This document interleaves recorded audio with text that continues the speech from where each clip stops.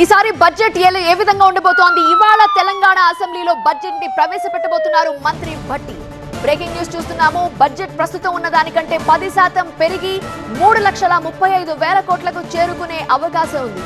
శాసనమండలిలో మంత్రి ఉత్తమ్ కుమార్ రెడ్డి బడ్జెట్ ప్రవేశపెడతారు.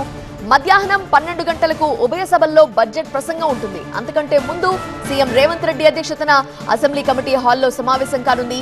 Cabinet budget కి ఆమోదం కూడా తెలుపుతుంది. ప్రజా సంక్షేమం, విద్య, వ్యవసాయ రంగాలపై ప్రధానంగా దృష్టి సారించినట్లుగా తెలుస్తోంది.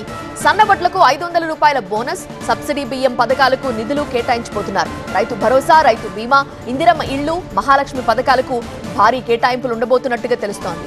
కాలేజీ విద్యార్థులకు మధ్యాహ్న భోజన పథకానికి నిధులు కేటాయించే అవకాశం ఉంది. ఇక పాఠశాలల్లో ముఖ్యమంత్రి బ్రేక్ఫాస్ట్ స్కీమ్ ప్రతిపాదించే అవకాశం ఉంది.